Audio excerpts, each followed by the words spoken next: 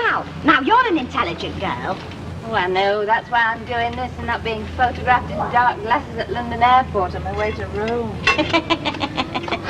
Might be an idea if I had to go to hers while I was at it. Oh, you're right. Looks like someone's off Pithead. Hey, that's what I was going to ask you about. Have you seen Aunt Other?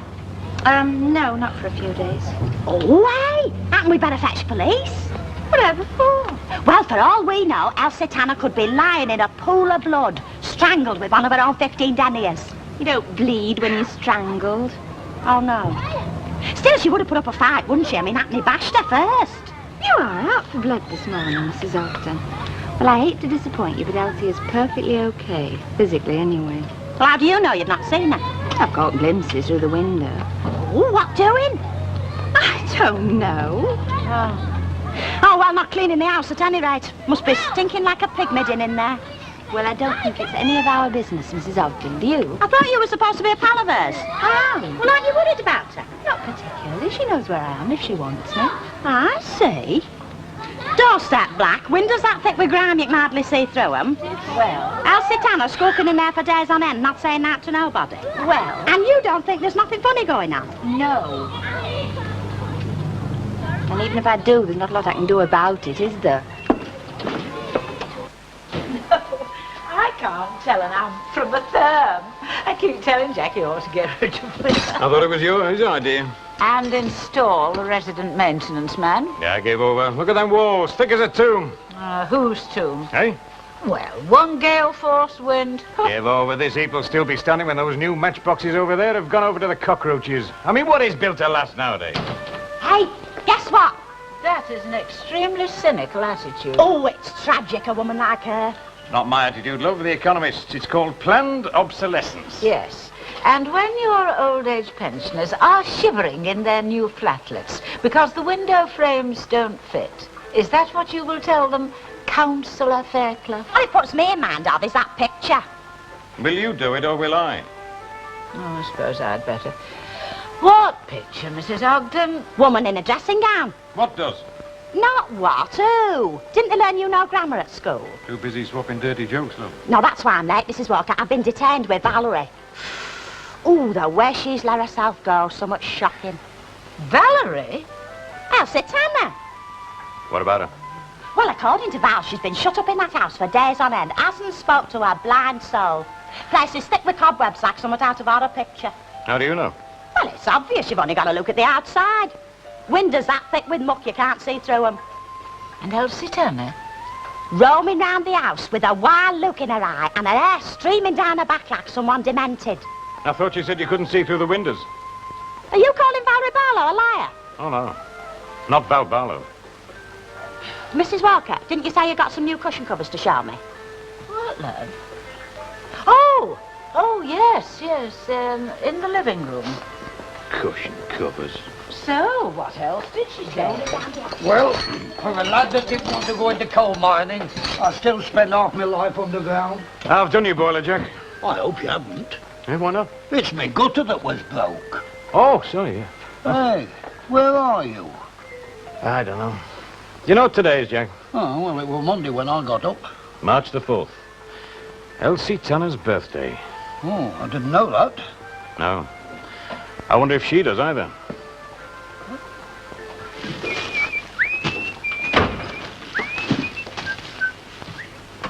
I've never quite mastered the art. Hey, I look like this. Yes? Oh, not you, love. That's from Miss Nugent. Oh, I see. Mind you, I'm not totally incapable. I can split your eardrums with a long blade of grass and two thumbs. Yeah.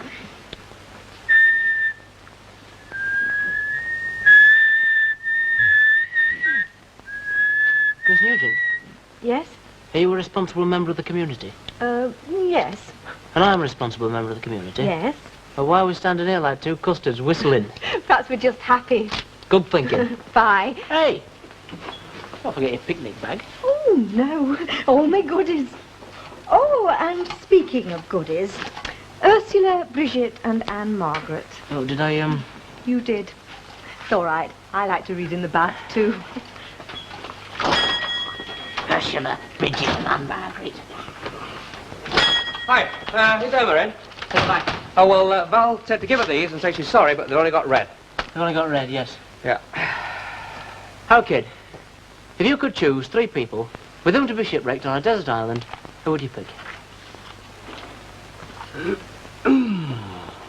Anybody. Anybody. Val, Susan and Peter.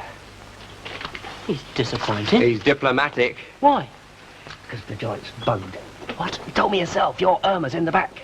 Oh, give over. She's not I listening. bet you she is. Not at all. I say she is. Oh, no, I'm not. Now you know who's been married longest. Anyway, who would you pick? I'm running Mum and Dad. Coward. Oh, yes. And why is it cowardly when I do it and diplomatic when you do? Because, little brother, that's life. Unsporting, unethical and unfair. And I disagree. Do you? Yes?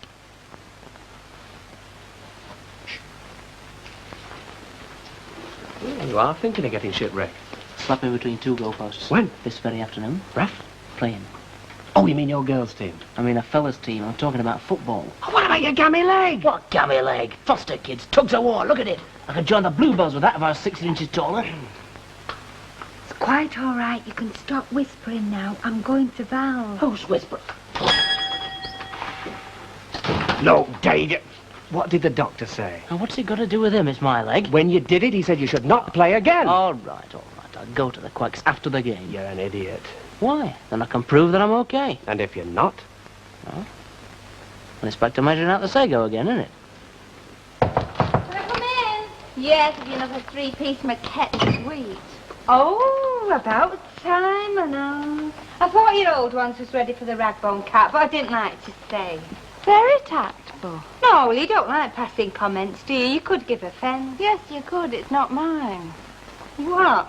New furniture with our kids. Pleases it then?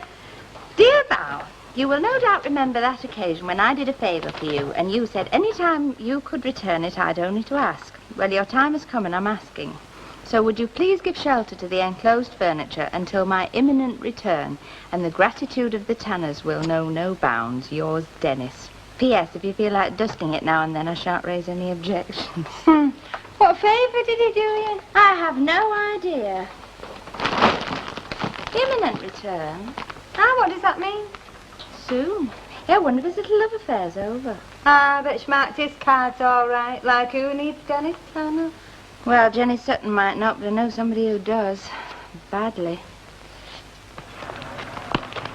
Down in school. Dinner break.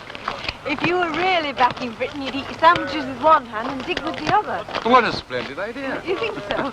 Well, you've convinced me. Now try convincing them. Tomorrow. Don't you eat? Oh, God and the rovers will provide. Perhaps you'll join me. On the contrary, perhaps you will join me. Hot soup, beef sandwiches, chocolate cake. All right? 99%. Oh. Well, for the remaining 1%, we'll have to use our imagination.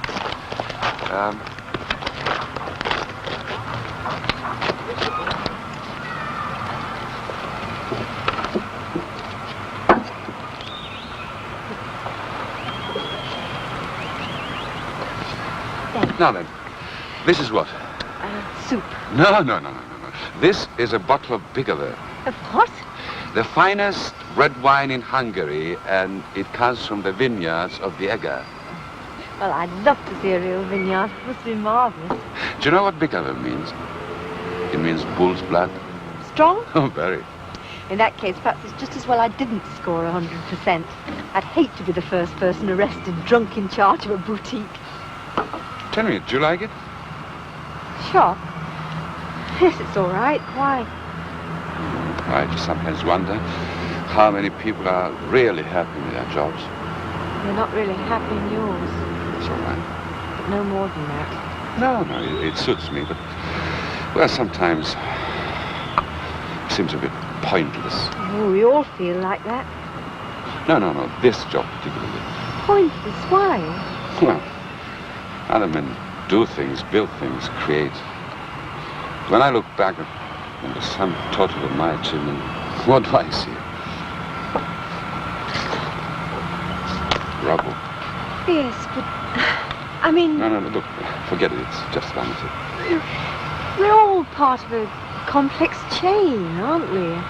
If some men didn't clear away the old stuff, other men wouldn't have anywhere to build the new.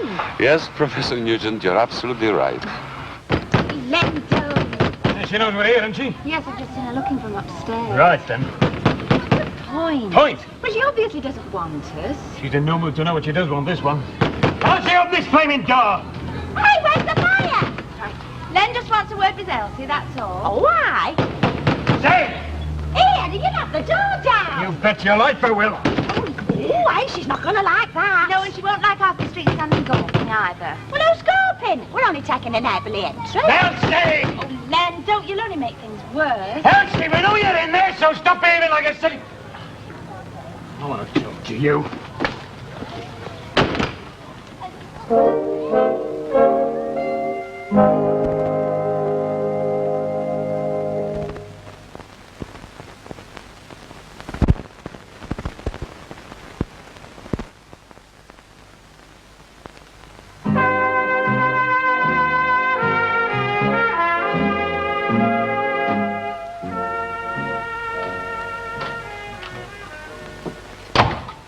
My God.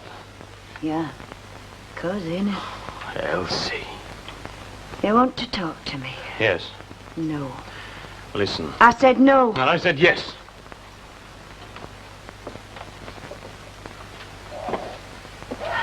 Well, you want to talk. What about? Oh, for God's sake. Go on. No, not yet. It's been a long, long night. What has? These last few weeks. Oh, and past lectures from you or from anybody else. So do us both a favour and go on now. You honestly think I would? I didn't send for you. What am I supposed to do, wait till I'm asked? I know. Makes no odds. Look, let's just sit down and you tell me all about it, okay? What about it? America? You should go there, Len. You really should. They got a flag with 49 stars on it, and all the little kids look like old men. Elsie. Well? You. What's happened to you? Me? What about me? I'm fine. I'm grand. How's yourself? I'm not for stumping you, you know. Why don't you? Might be an improvement. You do know what you look like, don't you? Got a good idea. Well, come and have a look, then. Come and have a look. That's you in there. If you say so. It's your birthday today, Elsie Tanner. Happy birthday to me. You look 101, not... Not what? 21. Thanks. Come on, love, this is me. Me, darling, remember? You can talk to me. Auntie Agatha? Too late, Len. Don't tell me it's never too late. I've heard that before. I've heard it all. I don't want to tell you anything. I want you to tell me. Tell you what? The truth. Oh, the truth. Is that all? About why you came back. About why you're conducting yourself like a raving nutcase. Yeah. Maybe I am. I suppose I must be. I'm waiting. Oh, are you? Well, supposing I tell you it's none of your business. Supposing I tell you to clear off out of All right, here. then go on, say it.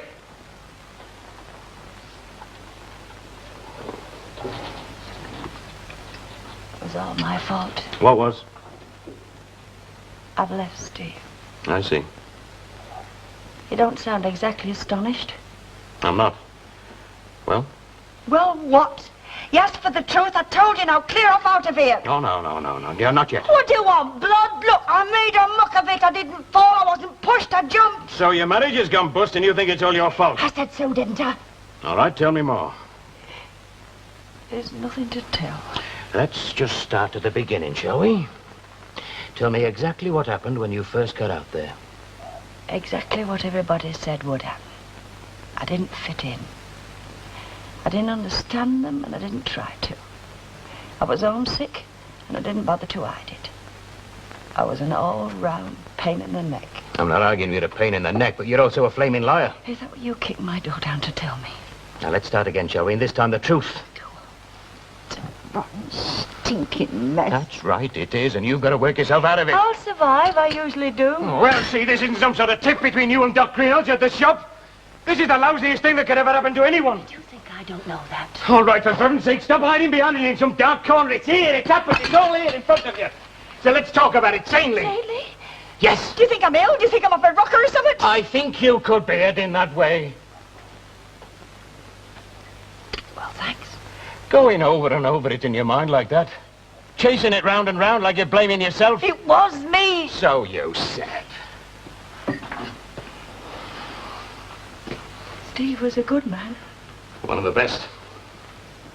I was lucky to marry him. Shop soiled and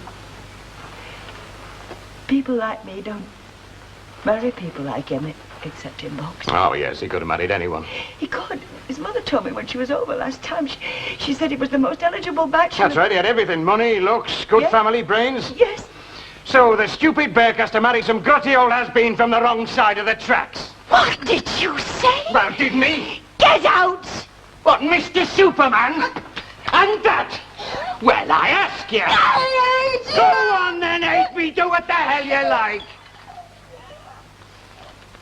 No, I don't. I hate him. Oh, no, you can't. You've just said yourself he's perfect.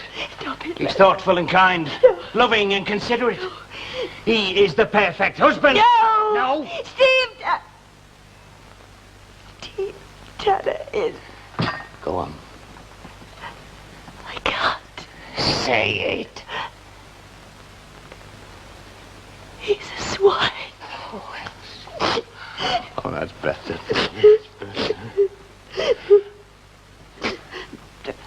Now then. Tell me.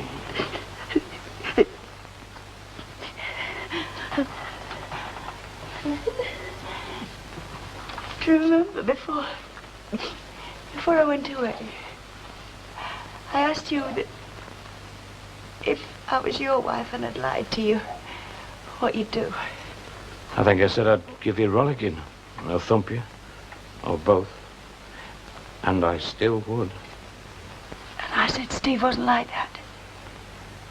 It was all inside himself. Cold. Like he was made of ice. You mean that time you went away for a few days and stayed with your Linda? You see, when we came back, I thought I'd made it up with him. I thought I understood him better. And you didn't? When I got out there, it was worse. Much worse. Worse than it had ever been here. And I hadn't got Linda to run to. Or you. Or even our Dennis. Go on, Dad. See, Steve was almost a stranger there himself. He'd not been back for years. Now, I thought it'd sort of bring us together. I thought if we were going to have any problems, it was going to be us and them. And it turned out it was me and them. And you still think it was all your fault? 5 minutes back and he was all part of it.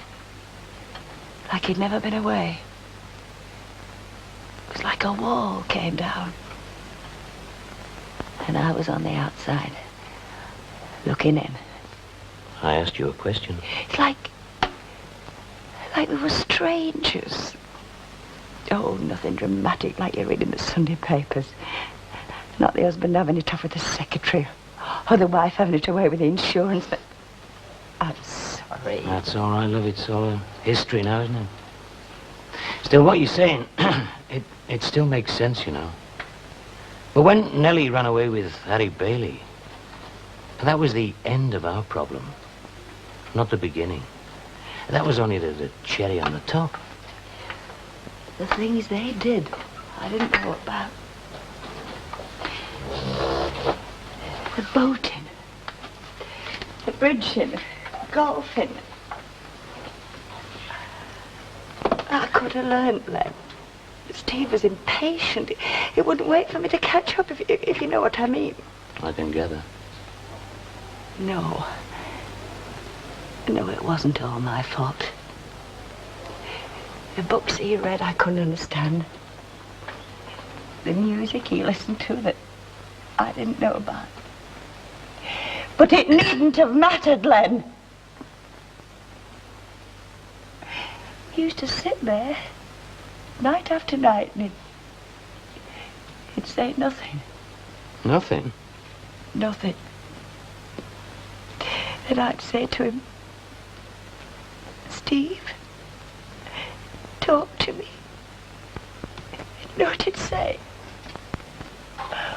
What about? I was his wife then, and he didn't know what to talk to me about. What was worse, I didn't know what to talk to him about either. I'd sit there thinking and thinking, but there was nothing to say. What about his mother? She didn't seem so bad. She was all right. I wasn't married to her, was I? I was married to her son. And what happened then? Oh, it was fine when we first got out there. One round of welcome home parties and clam chowder and dry martinis, and then I stopped being such a novelty. And Steve started stopping at the base more and more. Pressure of work? I thought so. Until he started stopping all nights out too. Women? I don't know. Booze, women, cars. I never knew. Didn't you ask him? You can't ask Steve, I told you.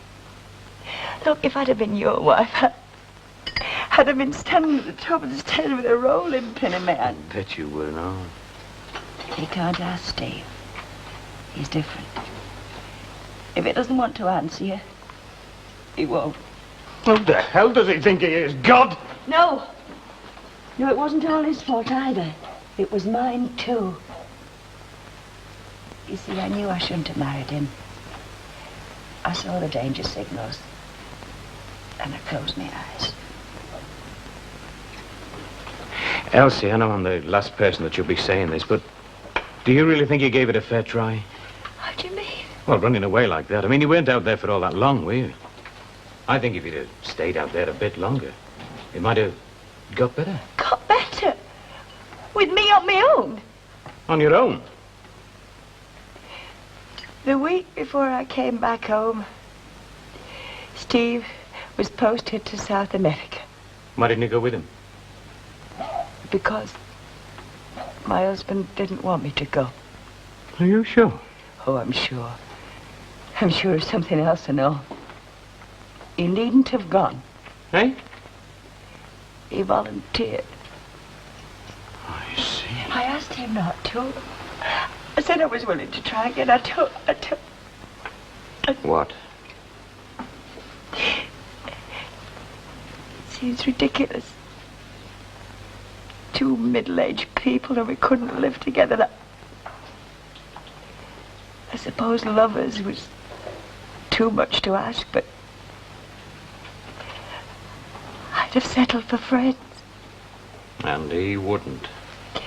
He said he wanted to go to South America, and that was that. He said he'd done what he wanted for so long, it was too late to change now. Selfish bastard. It was then I asked him if he was sorry he'd married me. And what did he say to that? He said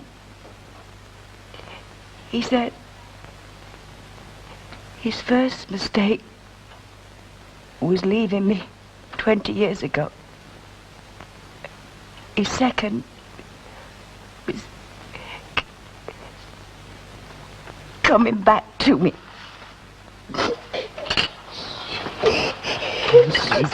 So it cleared off, and I have flogged my engagement ring and my bits and pieces, and I packed my bag.